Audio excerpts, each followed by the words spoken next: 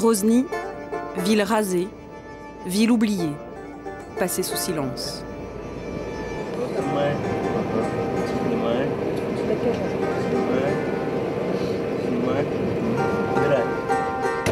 Grozny, zone occupée, quadrillée par des dizaines de milliers de soldats. Une zone interdite où filmer est illégal. Les Russes ne veulent pas de témoins. Les images sont volées. Nous sommes les passagers clandestins d'une ambulance.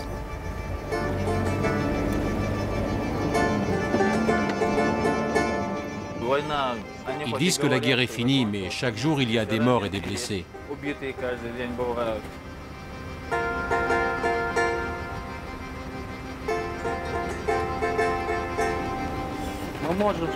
À n'importe quel moment, on peut se faire tirer dessus ou sauter sur une mine. Ça leur est égal qu'on soit une ambulance. S'ils veulent tirer, ils tirent. Bislan, ancien combattant, est médecin au SAMU de la ville depuis 7 ans. 7 ans sous les bombes, les tirs, les explosions. Et c'est par où l'attentat?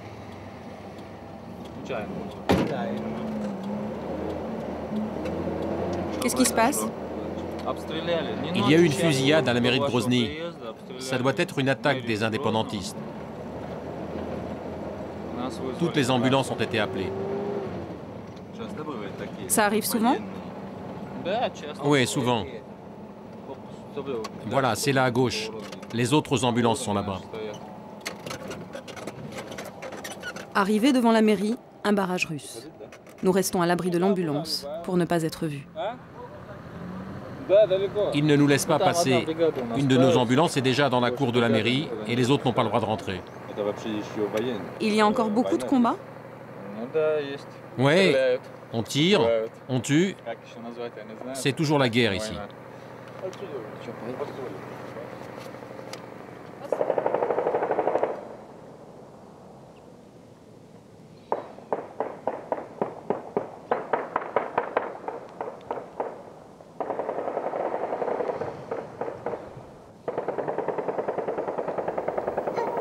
Deux fois réduite en cendres, la capitale tchétchène n'est plus qu'un immense champ de ruines. En 8 ans, la guerre et les bombardements au nom du rétablissement de l'ordre russe ont fait des dizaines de milliers de morts, des centaines de milliers de réfugiés. Ceux qui restent survivent comme ils peuvent, dans les décombres de la ville fantôme, sans rien. Des ombres parmi d'autres ombres, prisonnières et silencieuses. Depuis 3 ans, Grozny vit sous occupation russe. Sous prétexte de lutter contre le terrorisme, les militaires ont tous les pouvoirs. Pourtant, malgré la répression et la terreur, la population résiste, coûte que coûte, le plus souvent sans les armes. Youssop est un ancien policier. Il vient d'ouvrir le premier salon de beauté de Grozny. En 6 mois à peine, c'est devenu l'un des endroits les plus populaires de la capitale tchétchène, comme pour mieux défier l'occupant. Tout va bien au salon? Un petit havre de paix perdu dans les ruines, où la coquetterie est mise au service de la résistance.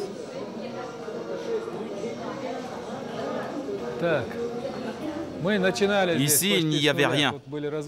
Rien que des gravats et des morceaux d'obus et de roquettes. On a tout fait par nous-mêmes. On est allé chercher les miroirs à des centaines de kilomètres dans les républiques voisines. On a tout fabriqué. Cette chaise-là, par exemple, regardez. C'est un ancien siège d'autobus. Alors ça, j'en suis très fier. C'est moi qui l'ai entièrement inventé, vous voyez. C'est de la pure création. J'ai récupéré un vieux tuyau et le reste dans une décharge et j'ai tout assemblé. On ne trouve rien ici. Et puis, c'est beaucoup trop cher. Alors, il faut être inventif. Avant, ici, c'était comme ça. Voyez? Regardez. Là, en face, c'était exactement pareil.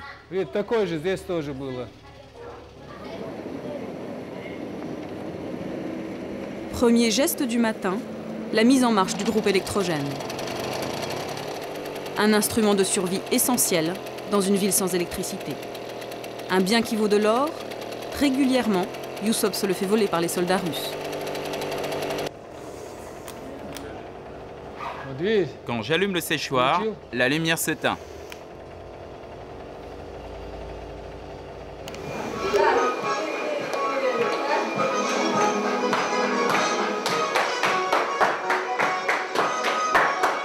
Il faut passer une vingtaine de barrages russes pour arriver au centre-ville.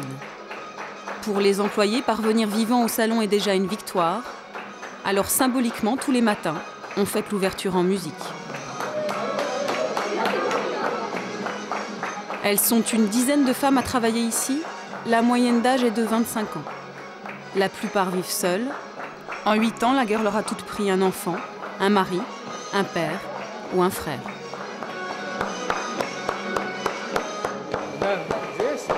Je les fais danser pour leur remonter le moral, pour qu'elles aient le courage de travailler. Danser, c'est montrer qu'on ne se rendra jamais. Oui, c'est ça l'esprit de résistance tchétchène. Notre devise, ne jamais renoncer. On n'a pas le choix. Ça fait presque 10 ans qu'on pleure. Ce n'est plus possible. Aujourd'hui, il faut vivre.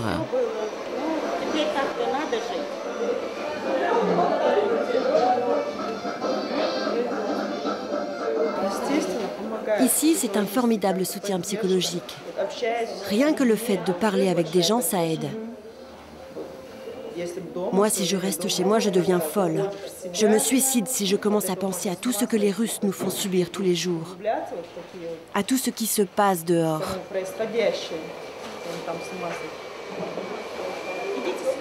Il est midi.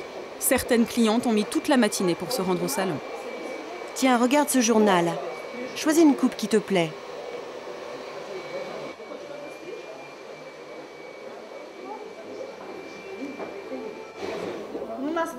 Ce qui est le plus populaire à Grozny, ce sont les boucles. Ici, les filles ont les cheveux longs, vous savez. La coupe du moment, c'est... Regardez Louisa. Voilà, c'est ça la mode. Je sais pas si c'est la mode, mais en tout cas, les filles aiment ça ici. Et puis, moi aussi, ça me plaît. Restez dignes, voilà ce qu'on veut. Les femmes tchétchènes ne baissent jamais les bras. 60 roubles pour une coupe, 50 pour une manucure. Plus de 2 €. Une petite fortune pour la Tchétchénie. Mais malgré l'immense difficulté de la vie, beaucoup de femmes s'offrent ce luxe une fois par semaine. Pour les étudiantes, c'est gratuit, une fois par mois seulement. Ici, on peut suivre la mode pour ne pas se sentir totalement coupé du reste du monde. Rester belle pour se rassurer. On a peur tout le temps. On regarde en permanence par la fenêtre, par crainte qu'un soldat ou un sniper ne nous tire dessus. Ça leur est égal que tu sois un chat, une poule ou un homme. Ils tirent. D'ici, on les voit presque tous les jours bloquer la rue principale et embarquer des passants, juste comme ça. Le premier qui leur tombe sous la main. Vous avez l'impression de les aider, ces femmes ? Avec toutes ces années de guerre, notre pays est devenu comme une grande famille. On essaie de se réconforter les uns les autres, de se soutenir. Alors ce que l'on fait ici, c'est d'abord pour aider les femmes.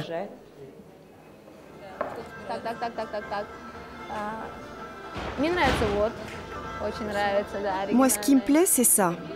C'est très à la mode. C'est original, des couleurs gaies. C'est ça l'important. Qu'est-ce qui nous reste à part des couleurs gaies? Quand je viens ici, je me sens humaine. Une coupe, une manucure, ça m'apaise. Je sens que tout n'est pas perdu. En ville, on trouve désormais du maquillage et des parfums français. On peut même, en cherchant bien, se procurer d'anciens numéros de Elle ou de Vogue, importés de Moscou. Mais en dehors du salon, la réalité n'a plus rien à voir avec les gravures de mode. Anissa a 22 ans. Comme beaucoup de gens à Grozny, elle vit de l'argent que ses parents réfugiés à Moscou lui envoient.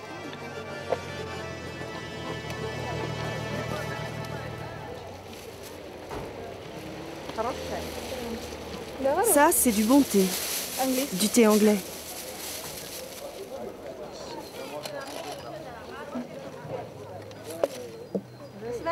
Ici, c'est le marché des pauvres, le moins cher de la ville. Bien sûr, on rêve tous qu'un jour ici, on pourra entrer dans des magasins avec du choix.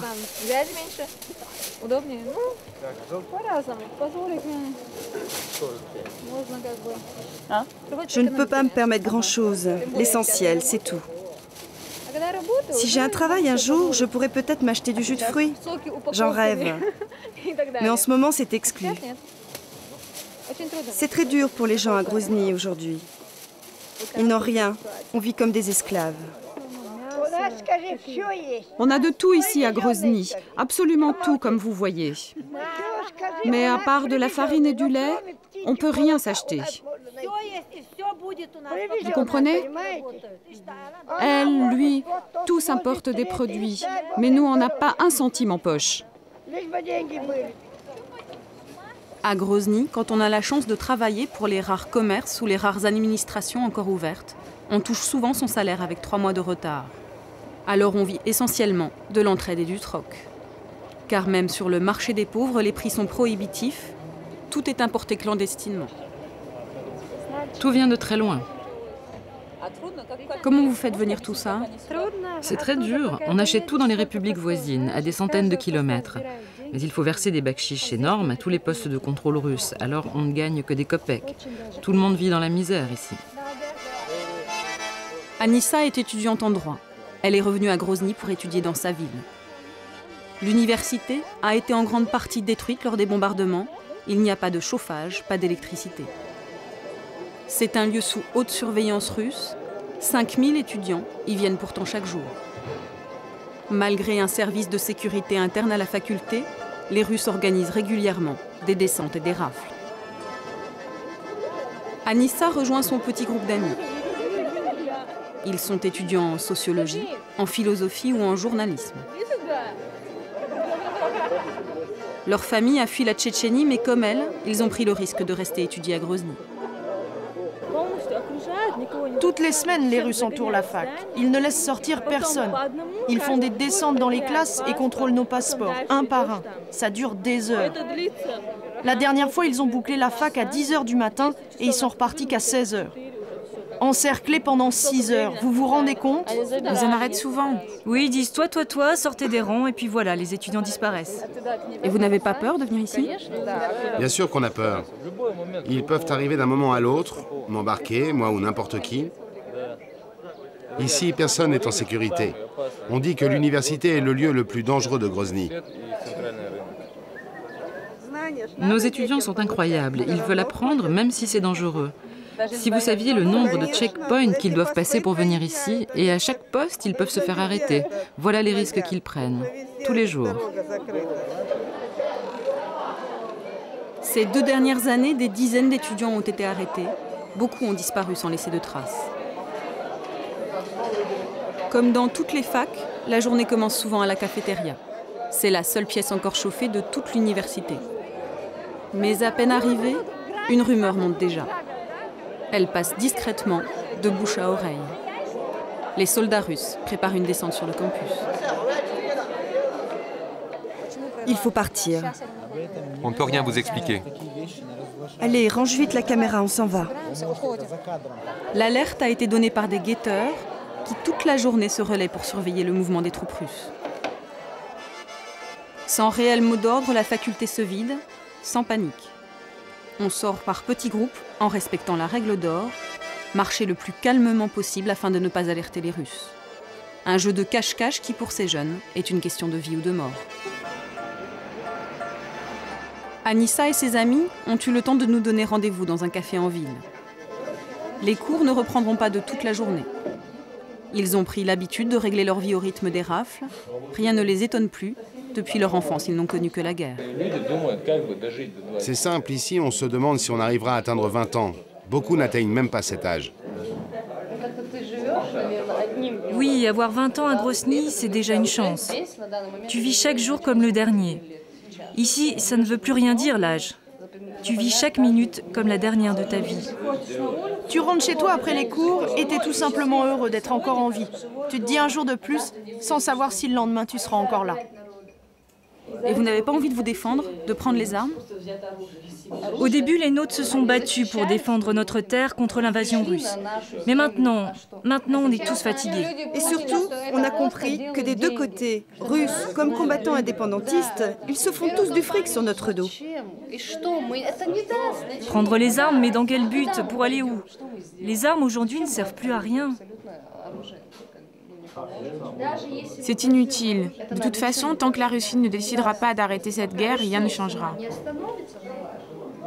On mourra, d'autres mourront, et puis encore d'autres. Non, ça ne sert à rien. Oui, ce seront des générations et des générations de sacrifiés. Nous, maintenant, ça nous est égal, l'indépendance. On veut juste la paix. On veut vivre tranquille. Ce qu'on veut surtout, c'est qu'on arrête de nous prendre pour des terroristes. Dès qu'il y a un attentat dans le monde, aux États-Unis par exemple, on parle de la piste tchétchène. C'est les Tchétchènes. On en a marre de cette merde que les Russes nous mettent sur le dos.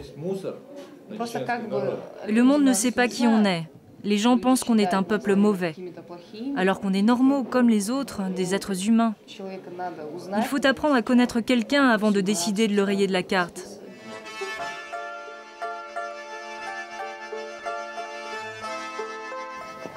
Bonjour. Quand je passe par ici, ça me rend triste. Je me souviens de tous ces gens, tous ces amis qui vivaient là. Aujourd'hui, ils sont partis. Beaucoup sont morts. Maintenant, ce sont des réfugiés qui vivent ici. Ce n'est plus comme avant. C'est ici qu'a toujours habité Anissa, dans la rue Gagarine, la rue de son enfance, autrefois l'une des rues les plus animées de Grozny. Son quartier, épargné pendant la Première Guerre, a été entièrement détruit lors de la Deuxième. Sa maison est l'une des seules à avoir conservé des pans de mur et un toit. À Grozny, il faut consacrer des heures aux problèmes du quotidien. Anissa partage sa maison avec Angela, une cousine elle aussi étudiante à l'université. Elles vivent dans les 2 seules pièces encore utilisables. Avant la guerre, il y en avait 8. Elles n'ont l'électricité que depuis 2 semaines, mais toujours pas d'eau. Il faut aller chez les voisins, la seule source de tout le quartier. Si au moins on avait l'eau, on pourrait s'enfermer chez soi et oublier un peu la guerre. Mais on est obligé de sortir. Et dès que tu sors, la guerre est là. Regardez cette fusée éclairante. C'est pas loin. Ça vient du QG de l'armée russe, la base de Khankala. Ils disent que c'est pour des opérations antiterroristes. Ils n'arrêtent pas d'en envoyer. Elles retombent très souvent sur les maisons. À cause d'elles, des maisons brûlent, des gens meurent. La semaine dernière, ils nous ont envoyé un gaz. Je ne sais pas ce que c'était. C'était terrible. Comme un brouillard épais. On ne voyait pas à 2 mètres. À cause de ce gaz, les gens ont commencé à avoir des crises d'asthme, à tousser, à étouffer. Beaucoup ont fait des allergies. Depuis quelques jours, ils ont arrêté, mais ils doivent certainement nous préparer quelque chose d'autre. 50 fois par jour, Anissa effectue le même rituel. À l'extérieur, il fait moins 15 degrés. Depuis qu'ils ont arrêté de bombarder Grozny il y a 3 ans, les Russes n'ont rien reconstruit. Alors chacun se débrouille. Les bâches en plastique remplacent les fenêtres et des morceaux de tôle récupérés sur des carcasses de voitures bouchent les trous des toitures. Les tanks étaient postés ici. Ils ont fait sortir tous les habitants dans la rue. Et puis ils ont tiré, d'ici, sur l'immeuble, là-bas. Et tout ce qu'ils n'ont pas réussi à détruire, ils l'ont ensuite brûlé. Ils ont jeté des grenades dans les maisons, dans les sous-sols, pour qu'il ne reste plus rien. Cette maison-là à côté, ils l'ont entièrement brûlée. Ils ont d'abord tout volé. Ensuite, ils ont tout mis dans leur tank. Et après, ils ont tout réduit en cendres pour atteindre leur quota de destruction. Pourtant, dans ces maisons éventrées, on tente de vivre malgré tout, de retrouver l'ambiance d'avant la guerre. Comme ici chez Angela, le lieu de rendez-vous privilégié des femmes du quartier. Professeure de musique, Angela possède l'unique piano de la rue, une rareté à Grozny. La seule chose que miraculeusement les Russes n'ont pas réussi à emporter ou détruire. Ici, ils sont 8 à vivre dans 2 pièces. Angela gagne à peine 50 € par mois. C'est elle qui fait vivre toute la famille. Chaque soir, on se retrouve ici, par peur de rester seul. Nous, au moins, on a encore de quoi nourrir nos enfants. Mais la plupart des femmes de Grozny n'ont pas cette chance. Elles vivent seules, sans rien. On leur enlève leurs hommes, on nous vole nos hommes. Il y a quelques jours, c'est arrivé à 2 pas d'ici. Ils sont arrivés la nuit, ils ont ligoté les 2 enfants. Ligoté, vous vous rendez compte? Ils ont mis du scotch sur la bouche de leur mère et emmené les hommes. Là, ils ont pris le père et le fils et on n'a plus de nouvelles. On ne sait pas à quelle division ces soldats russes appartiennent. Ils sont masqués. Dès le lendemain, tu te mets à chercher, tu veux savoir où ils les ont emmenés, mais ça sert à rien. Ici, les gens disparaissent. À cause des Russes, un adolescent sur 2 en Tchétchénie est invalide à vie, tellement il les tabasse. Il frappe dans les côtes, il torture, des sévices si horribles qu'on ne peut même pas les nommer. Je sais de quoi je parle. Ils ont fait ça à mon fils de 16 ans. Ils l'ont torturé? Oui, ils l'ont torturé à l'électricité. Ils branchaient le courant et hurlaient. Avec qui tu es? Qui sont tes amis? Avec qui t'as parlé? Ils font ça à des gosses. Arrête-toi là, n'en dis pas plus. Tu devrais pas parler de ça. Si on leur raconte tout, les Russes peuvent très bien débarquer demain matin et tous nous arrêter. Et vous serez pas là pour nous défendre. La France, c'est loin. C'est très dangereux pour nous de vous parler de ce qui se passe ici. Ça, c'est pas possible. Il n'y a personne ici pour nous défendre. On ferait mieux de se taire et de tenter de survivre dans notre petit coin, en silence. Nous n'en saurons pas plus sur le fils de Reda. Plus tard, nous apprendrons qu'il a été violé par les soldats russes qui l'ont arrêté. On doit partir, c'est l'heure du couvre-feu. On doit le respecter. Ah oui, ça, dépêchez-vous. Après 7 heures du soir, c'est dangereux d'être dehors. Après 19 heures, tous les Tchétchènes doivent être chez eux. Si tu sors, c'est feu à volonté, sans sommation. Et au fait, eux, ils vont faire comment pour rentrer? Eux, ils dorment chez moi. Faut vraiment qu'on y aille. Prisonniers momentanés du couvre-feu, nous passerons la nuit là. La nuit, l'instant de toutes les peurs pour chaque famille tchétchène. L'heure où les tanks russes entourent les maisons, l'heure où les militaires masqués forcent les portes, le règne de l'arbitraire et de la douleur.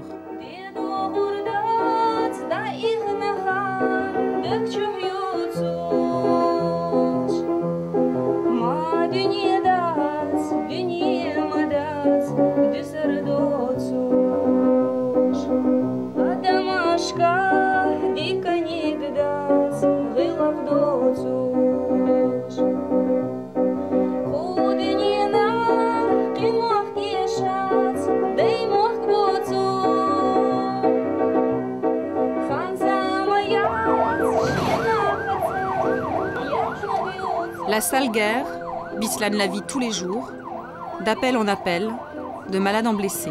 C'est la même détresse.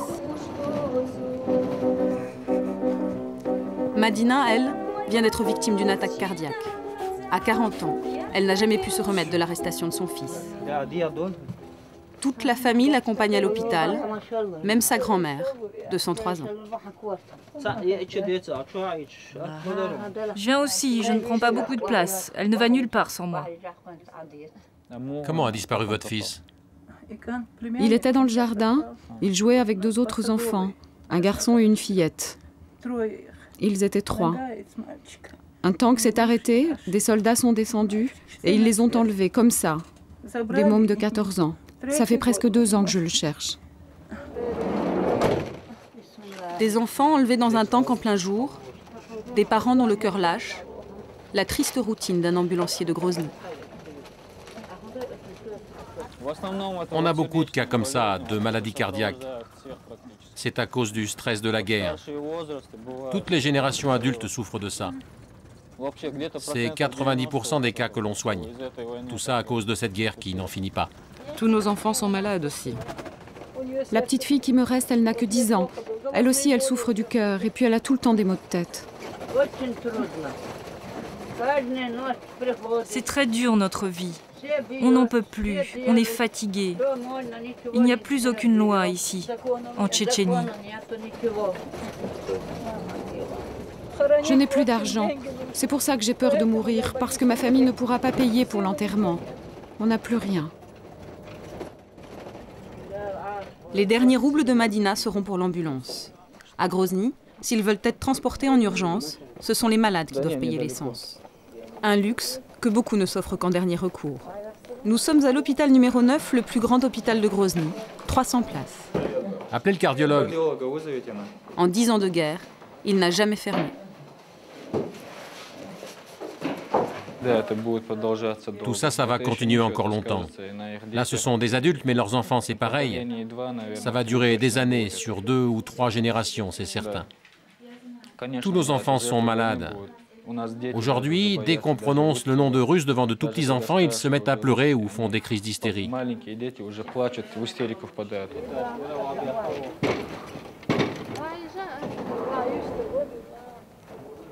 Faute de place en urgence, Madina est emmenée au service des soins généraux. Faute de brancardier dans l'hôpital, c'est à la famille de transporter la malade.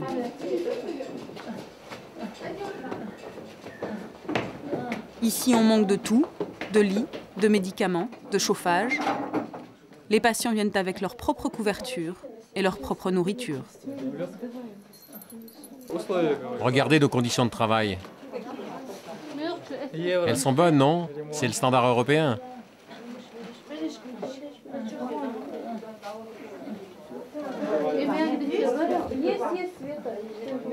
Aujourd'hui pourtant, l'hôpital numéro 9 est considéré comme le plus bel hôpital de toute la Tchétchénie. Le soir, les ambulances du SAMU de Grozny restent au garage. Passé le couvre-feu, les Russes tirent sur tout ce qui roule. Bislan ne sort qu'en cas d'extrême urgence. Venez voir, je vais vous montrer. Là, par exemple, c'était il n'y a pas longtemps. On est tombé en pleine fusillade. On nous a tiré dessus et le médecin et le chauffeur ont été grièvement blessés. Ils ont eu de la chance de rester en vie. Et là, regardez les impacts. Ils nous tirent même dessus par derrière. Et puis ils nous volent nos voitures aussi. Ils disent qu'ils en ont plus besoin que nous. Ils nous menacent avec leurs armes et nous font descendre de l'ambulance. C'est comme ça. Qu'est-ce que tu veux faire? Tu ne vas pas lutter contre une Kalachnikov avec une blouse blanche. À la cantine, ambulanciers et chauffeurs passent le temps. Ils sont de garde toute la nuit. Tous ont travaillé pendant les 2 guerres au plus fort des bombardements. Parmi eux, il y a même des Russes qui n'ont jamais quitté Grozny. Moi, je suis russe et je vous le dis, le soldat russe ici, c'est un veau. Tu ne peux rien lui dire. Il y a des files de voitures au poste de contrôle. Il te dit de retourner faire la queue. Tu lui expliques que tu as 3 malades qui meurent dans ton ambulance. Il te répond, j'en ai rien à faire, retourne dans la file. Si tu essaies de passer, je te tue. Et en tant que Russe, ça vous fait quoi de voir ça? J'ai honte.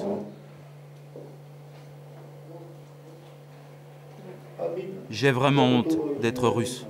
Honte pour le pays. Honte pour notre culture. Ils disent qu'ils sont civilisés, alors ils n'ont qu'à se comporter comme des êtres humains. Ils enlèvent même les blessés graves des ambulances. Ils les embarquent pour relever leurs empreintes digitales. Les blessés graves? Oui, les blessés. Ils sont capables de tout, vous savez.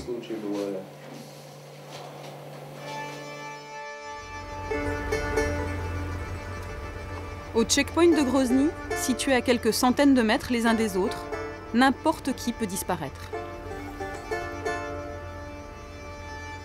Les contrôles de voitures et de faciès se font en fonction de l'humeur d'un soldat. La plupart du temps, un bakshish négocié permet de passer, une source de revenus principale pour les troupes russes. Petits arrangements avec l'ennemi pour être sûr de rester en vie.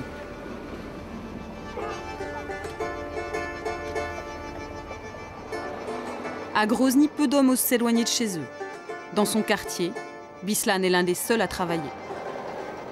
Après ses nuits passées au SAMU, pour gagner quelques roubles de plus, il enchaîne souvent sur une 2e journée de travail.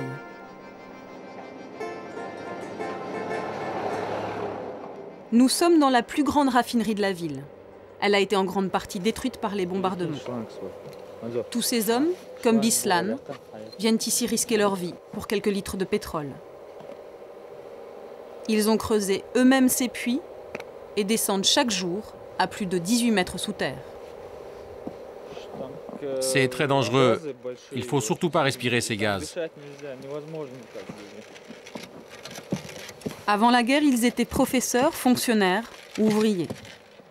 Aujourd'hui, la plupart sont au chômage. Beaucoup souffrent de graves maladies respiratoires, d'autres ne sont jamais remontés du puits. Toute ta vie est reliée à ce tuyau. S'il se tord ou qu'il y a une fuite, c'est fini pour toi.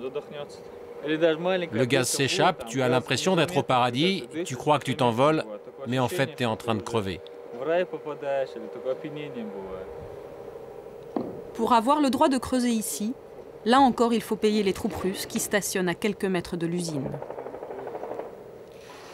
Une fois extrait, le pétrole de mauvaise qualité est revendu à des particuliers qui, de manière artisanale, en font de l'essence bon marché. Un trafic qui fait pourtant vivre des milliers de familles à Grozny. Vous voyez nos vieux ce qu'ils sont obligés de faire pour survivre? Vendre de l'essence. J'ai 5 fils, 5 familles à nourrir. Il n'y a pas de travail ici pour les hommes. Moi, je suis à la retraite, mon mari aussi. Je dois faire vivre tout le monde. Je gagne 5 roubles par jour. Ça fait 7 heures que je suis là et j'ai pas vendu un seul bocal. Je suis frigorifiée. Mais je n'ai pas le choix. Regardez, je n'ai pas autre chose à me mettre que des galoches. Dites-le donc qu'en Tchétchénie on vit très bien, qu'il n'y a pas de guerre. Tout va vraiment bien ici. Vous voulez qu'on le dise à qui? À qui vous voulez? À Poutine. Poutine sait très bien comment on vit, il est parfaitement au courant. Lorsque Bislan rentre enfin chez lui, chaque fois c'est un véritable soulagement pour les siens. Il a dû abandonner son appartement du centre pour s'installer chez sa tante. Il s'entasse à 18 dans 2 pièces. C'est Bislan qui fait vivre toute la famille.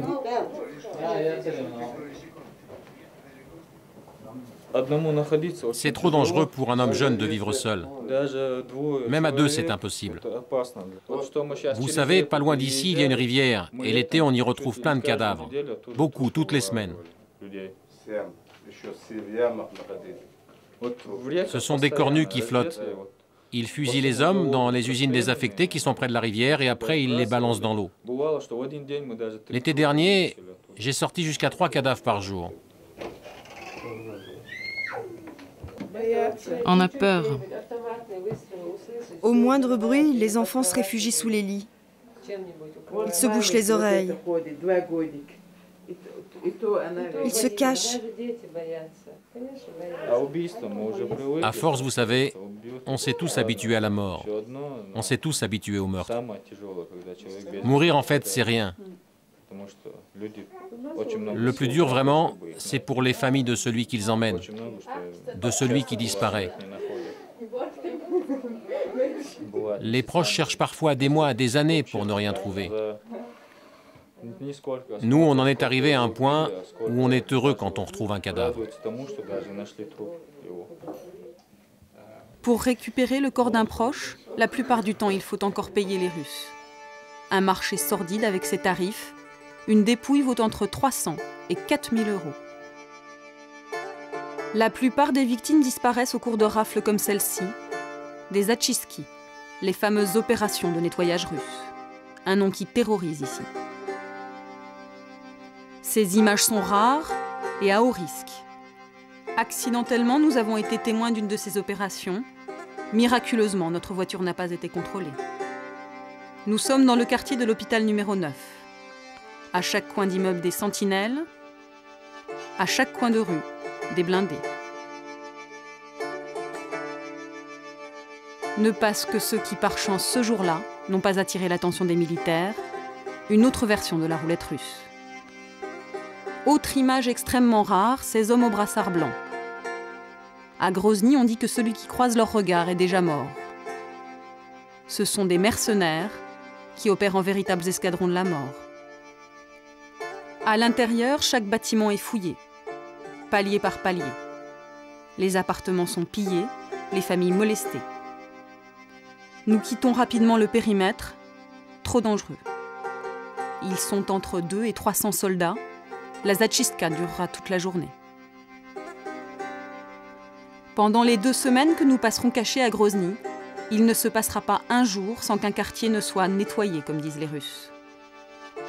Et à chaque rafle, c'est la même chose. 10, 20, 30 hommes disparaissent, en général pour toujours.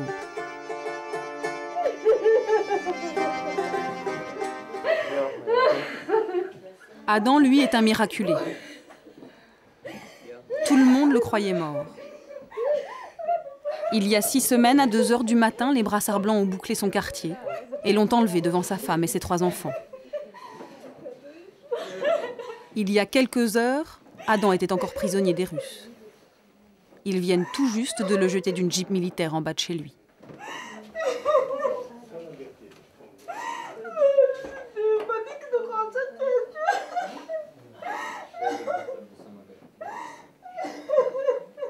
Cette nuit-là, les escadrons de la mort étaient plus de 200. En plus d'Adam, ils ont enlevé 2 autres jeunes et une femme de l'immeuble. Tous étaient de simples vendeurs sur le marché central de Grozny.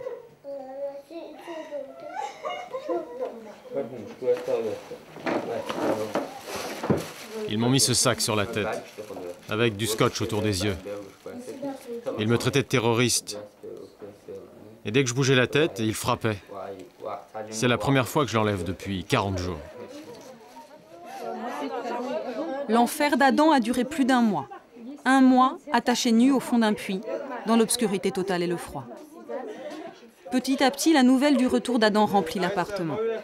Des femmes surtout, des dizaines de femmes, toutes vendeuses comme lui sur le marché. Il leur doit la vie. Ce sont elles qui ont rassemblé les 2000 € que ces geôliers réclamaient pour sa libération. Personne ici ne pensait le revoir, car en général, un prisonnier qui n'est pas racheté dans les 48 heures après son arrestation ne revient jamais.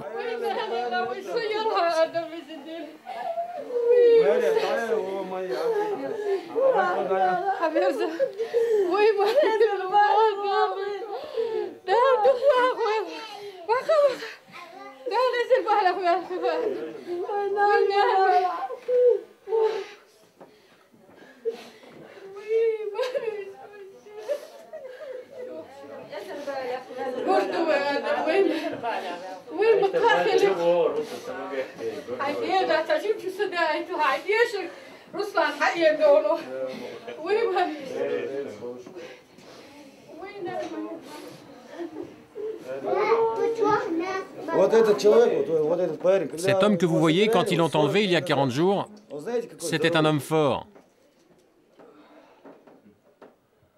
Un homme fort, costaud, vous m'entendez? Vous me voyez, moi? Eh bien, je suis maigre par rapport à ce qu'il était avant. Il était en pleine santé, et regardez-le maintenant. Je faisais 89 kilos, j'en ai perdu 18. 89 kilos, vous vous rendez compte? Ils nous ont fait crever de faim. Ils nous donnaient rien à manger, rien à boire, même pas de l'eau. Et tous les 4 jours, ils nous balançaient un morceau de pain rassis. Avoir faim, on a fini par s'y habituer, mais nos lèvres tremblaient tout le temps. Et ils m'ont battu, comme ils le font d'habitude. Ils me sortaient du puits, ils s'y mettaient à 3 ou 4, et ils me frappaient de toute leur force, pendant des heures. Regardez ce qu'ils lui ont fait. On n'a pas besoin de vous montrer son corps, j'imagine. C'est assez clair. Ils t'ont fait ça avec des barbelés? Pour me frapper, ils m'ont suspendu par mes menottes. Elles sont entrées dans ma chair, jusqu'à l'os. Regardez, là et là. Ils m'ont suspendu pendant 5 jours d'affilée et ils frappaient, sans cesse.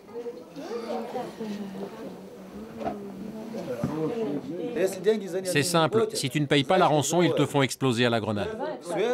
Ils en attachent plusieurs, 4 ou 5, ils les posent sur une mine et ils la font sauter. Après, les familles viennent récupérer les morceaux et les restes pour les enterrer. Ils nous détestent. Vous savez ce qu'ils disent? Que quand il n'y aura plus un homme en vie en Tchétchénie, alors ils partiront.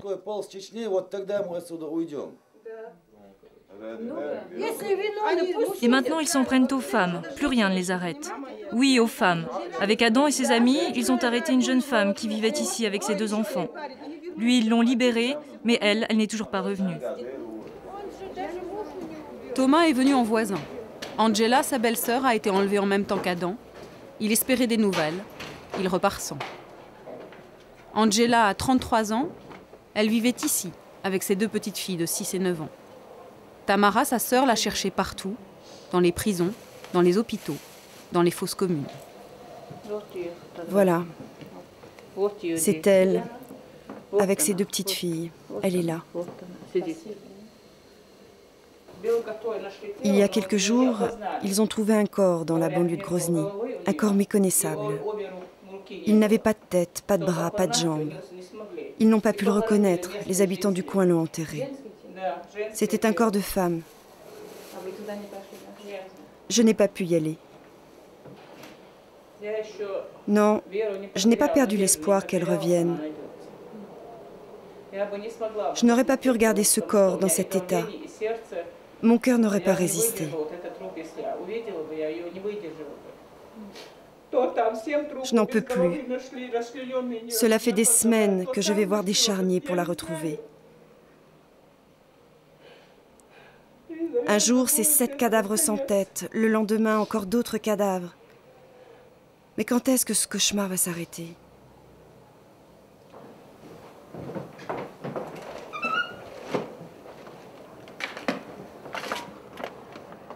Ils sont arrivés par là, 2 tanks derrière les garages. Attention, il y a des snipers en face. Ils surveillent l'immeuble. J'avais oublié.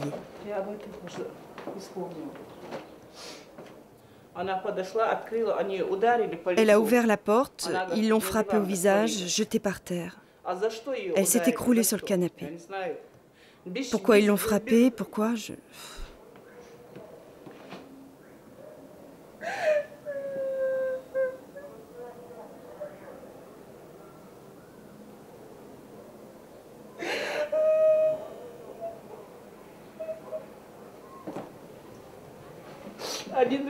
Pourquoi on ne nous fait pas tous mourir d'un coup, avec une bombe atomique, comme ce que les États-Unis ont fait au Japon, à Hiroshima? Pourquoi ne nous enterrent-ils pas tous d'un coup? On n'aurait plus à vivre cela.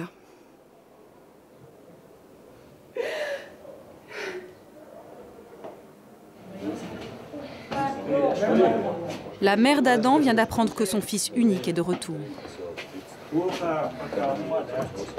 Après l'enlèvement, elle était rentrée dans son village à 3 heures de route de Grozny.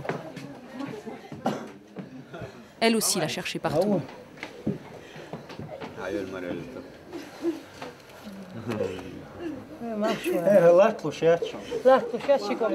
En plus des 2000 €, pour avoir la vie sauve, Adam a dû promettre de collaborer avec les Russes. Une promesse que bien sûr il ne veut pas tenir.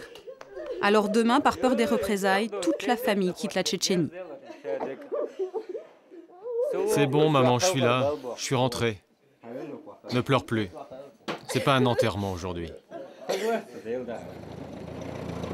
Une mère qui prend la fuite pour préserver son fils, et d'autres qui, coûte que coûte, décident de rester.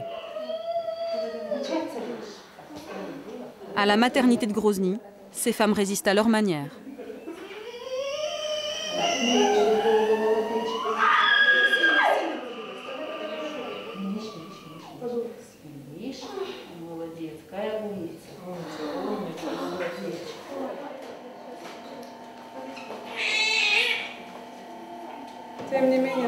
On n'a jamais eu autant de naissances en Tchétchénie. C'est incroyable. Nous en sommes vraiment très fiers. Les femmes tchétchènes doivent avoir des enfants, des garçons surtout. C'est très important pour le pays. Il faut remplacer les hommes qui meurent.